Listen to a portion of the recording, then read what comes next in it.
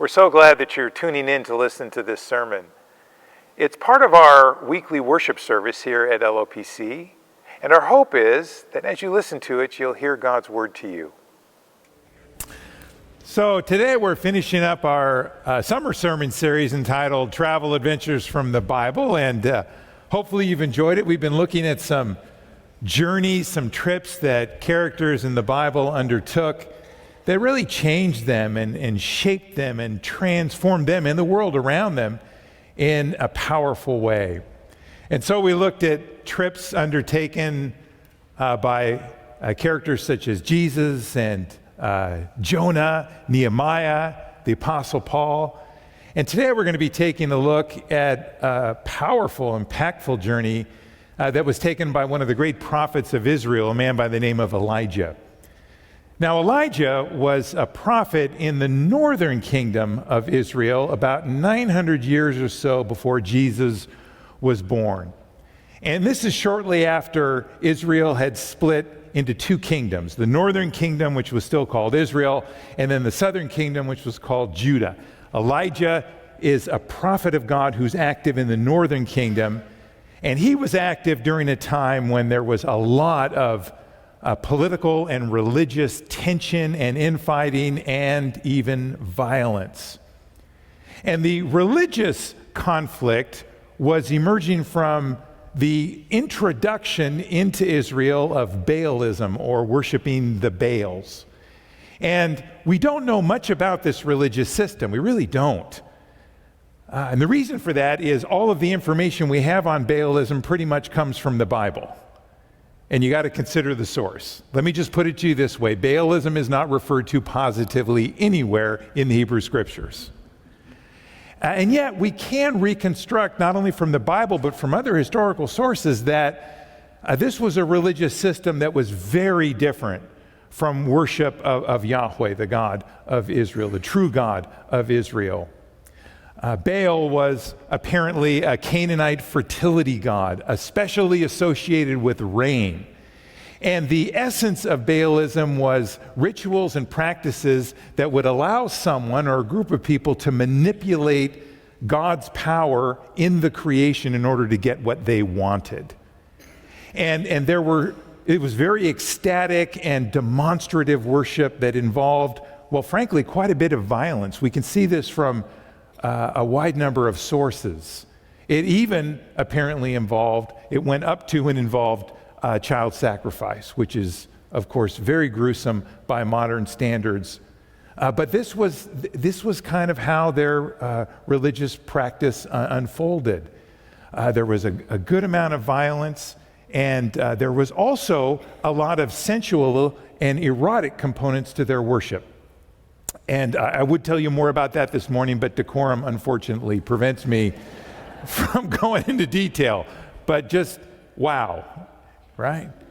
And Baalism was being introduced into Israel by a certain very influential people.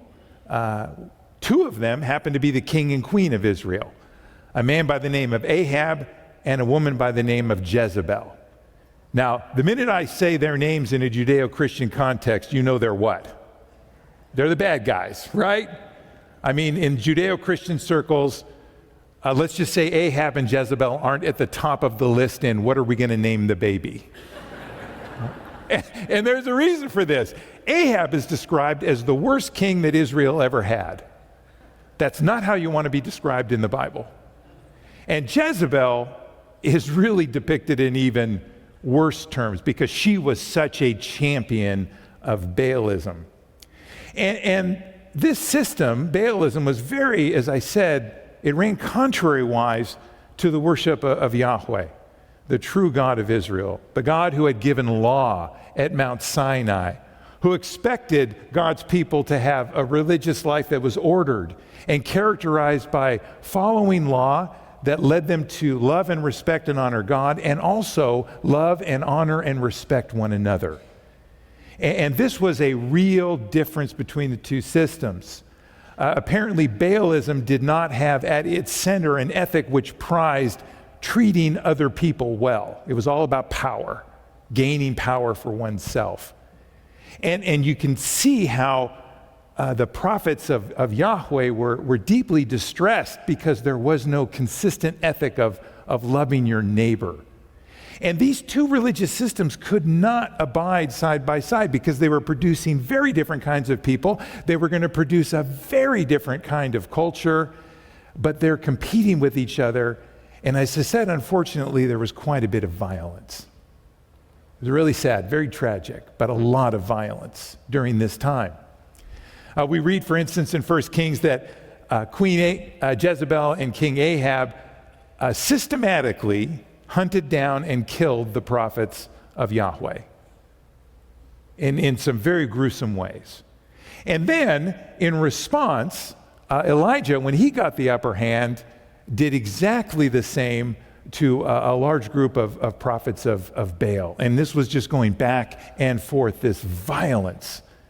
And the story of Elijah's great triumph actually comes to us from the chapter right before the passage I'm going to read for you in a moment.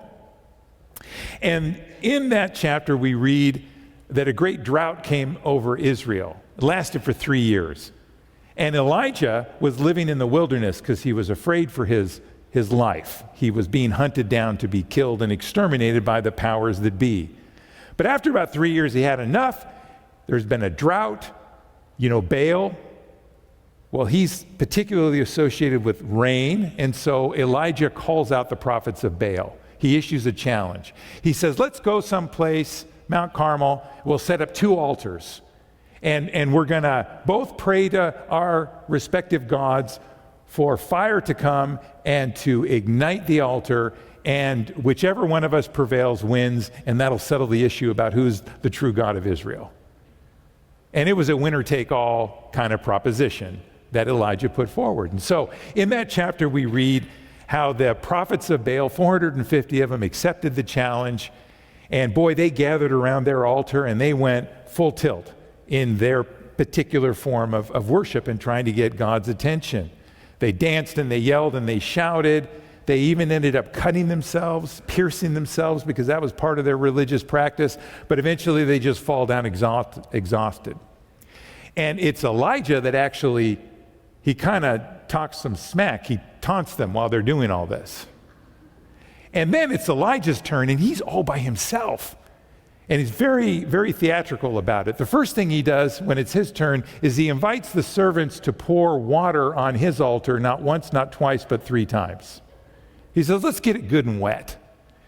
And then he just, again, his worship, his entreaty to God, to Yahweh, is not characterized by any show or extreme acts of devotion or even anything like self-mutilation. He just says, God, it's time for you to show up and demonstrate that you're the true God of Israel. And he calls down fire, and his altar is ignited.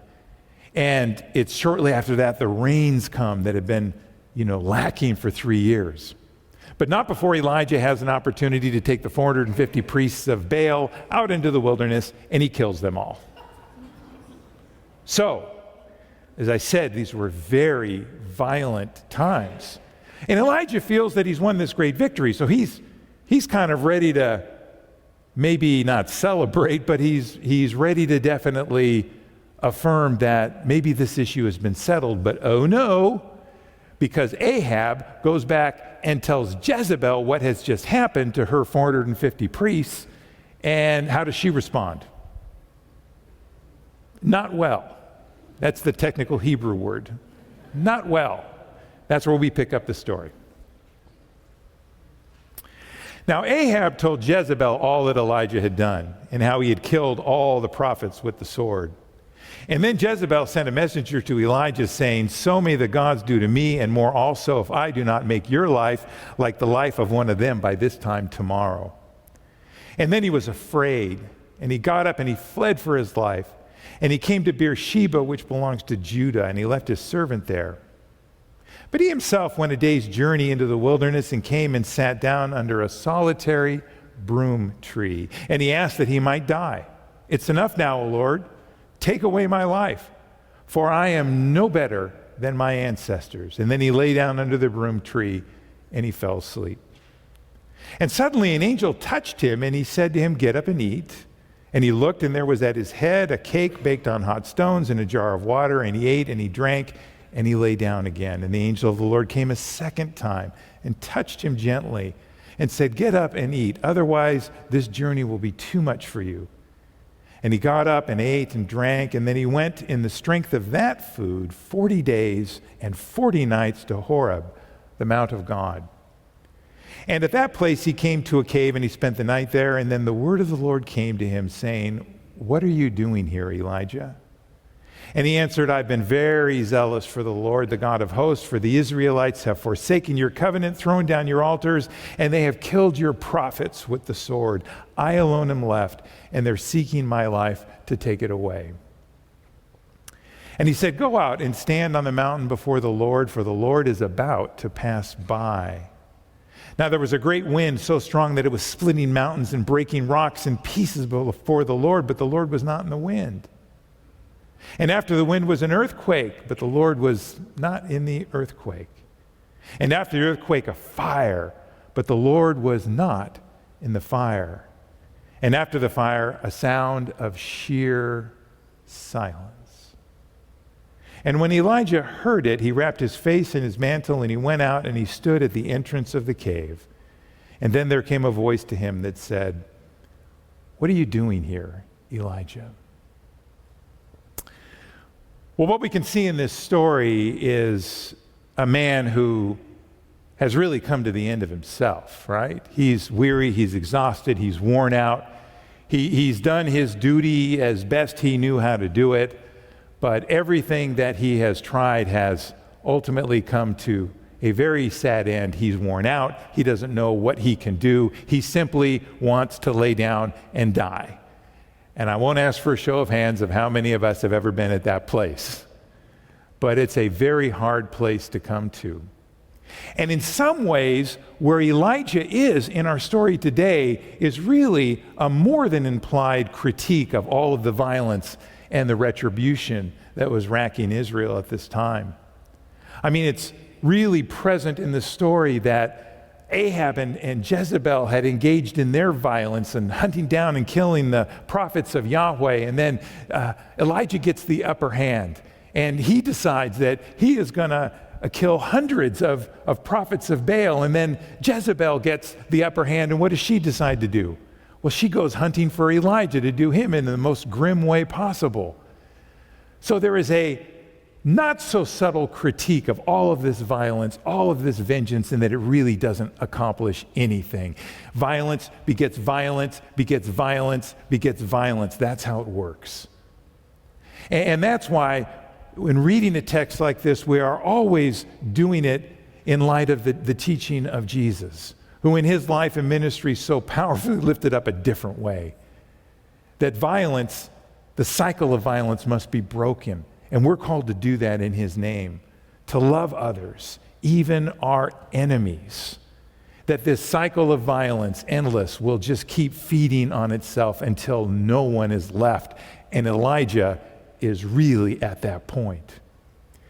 And he collapses, utterly spent, but in I think a very tender scene. God sends an angel, not once, not twice, to minister to Elijah, to get his strength back up so that he can make the even longer journey through the wilderness to Mount Horeb, which is also known to us as Mount Sinai. That's where God gave the law to Moses. And in that encounter between God and Moses and the people, there were lots of fireworks. You can go back and read it for yourself in the book of Exodus. There were earthquakes and lightning, and God's power was on display with might and majesty. And all of those things happen when Elijah is invited out of his cave because he's told that God is going to pass by. He can't look upon God directly. No one can. That's why he shields his face. But there's an earthquake, and there's a fire, and there's all of these natural displays of power. But is God in any of those things? This is really remarkable. God is not. God is in the sheer silence that follows, a silence that is so profound, that is so deep, it has a presence to it. And it is when that silence comes, that sheer silence, that Elijah realizes he's in the presence of the living God. And he goes out, and he is ministered to in his place of great need. And I think this travel story of Elijah has been so powerful in my understanding over the years, because it simply reminds us that life is hard. It's filled with challenges. We are going to do the very best we can, but ultimately, either because we're running away from something or because we simply don't have the strength to continue any further, we are going to get to that point where we just lay down and wish it would all end, because we just don't have anything more in us.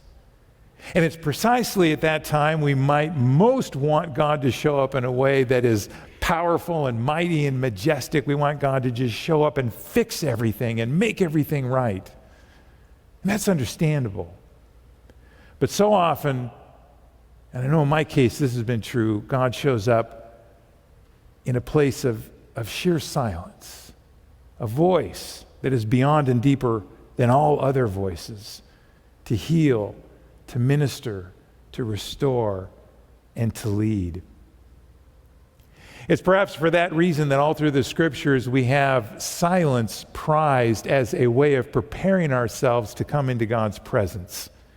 So often we think of worship as all about the noise that we make, either where the music or spoken word or all that stuff. But when we really think about it, God's voice is the one that we hear between the notes, between the words, in the silence.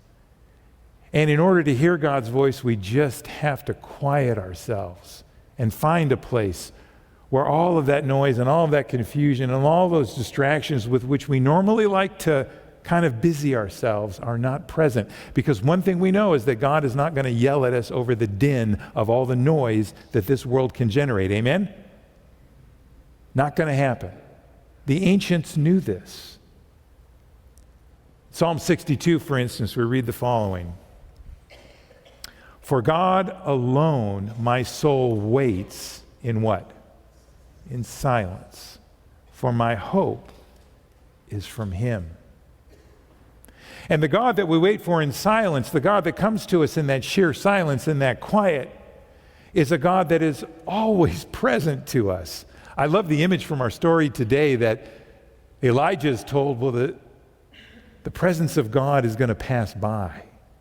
It brings us to the truth that God is always passing by, because God is engaged with the creation. God is involved. God is actively at work in this broken world of ours. That's who God is. One of my favorite choral anthems is He Watching Over Israel. Is that anyone else's favorite? One of anyone's favorite? See a few hands. He Watching Over Israel. And it actually comes from Mendelssohn's great oratorio entitled Elijah. And in this oratorio, basically Mendelssohn is laying out the life and the ministry of Elijah. And this particular choral piece, He Watching Over Israel, is actually one that is sung as Elijah is waiting for God to show up. And the inspiration that Mendelssohn had for this piece, He Watching Over Israel, doesn't come from 1 Kings, where we find Elijah's story this morning. It actually comes from Psalm 121. This is what inspired Mendelssohn to write that piece in thinking about Elijah waiting for God. Psalm 121. Let's read this together. My help comes from the Lord who made heaven and earth. He will not let your foot be moved. He who keeps you will not slumber. He who keeps Israel will neither slumber nor sleep. The God that we worship is engaged with the creation, not absent from it. God is always passing by, so to speak. And the God that cares for the creation, the God that is active, upholding the good order of this world, even in the most broken and devastated places on the face of our planet, that God, here's the crazy thing, is also available to you and me personally. Scriptures are really clear about this. And over the years, I've had so many people, and I've shared this with you before, so many people have said, I just have a hard time believing that God could actually know me personally, individually. That just seems to be a bit much. A little while back, a skeptic said to me, I just can't understand, Peter, how in a world like ours, in a cosmos that is as grand as ours, how you can possibly cling to the idea that God knows you personally. Why do you believe that? And the best response I had for them is, well, I can't explain it, but I can tell you I've experienced it. And the grander the cosmos is, the larger the scope of the universe, the easier it is for me to believe that God's love might be just that powerful to connect me with God. And the scriptures, they lift that up time and again. From Psalm 139, one of our favorite verses. This is the opening of the psalm. O Lord, you have searched me and known me. Just repeat that with me. O Lord, you have searched me and known me. That's a great way to start a prayer. God knows us. God knows what we're experiencing. God knows what we need before we even offer the words. And then finally, the God that we encounter in those places of silence, in the sheer silence, in the quiet, the voice deeper and beyond all other voices that comes to us is always a voice that wants to heal, encourage, and strengthen us and get us back up into the game of life and back into service. Again, scriptures lift this up really clearly. That's who God is. Prophet Isaiah, and I'll close with this. Beautiful words. This is a promise for you today. Take it with you. Put it in your pocket. Put it on the refrigerator, that place of honor. Even youths will faint and be weary, and the young will fall what? Exhausted, just like Elijah. But those who wait for the Lord shall renew their strength. They shall mount up with wings like eagles. They shall run and not be weary. They shall walk and not faint. That's the God that we encounter in that place of silence. Are we listening for that voice? Amen.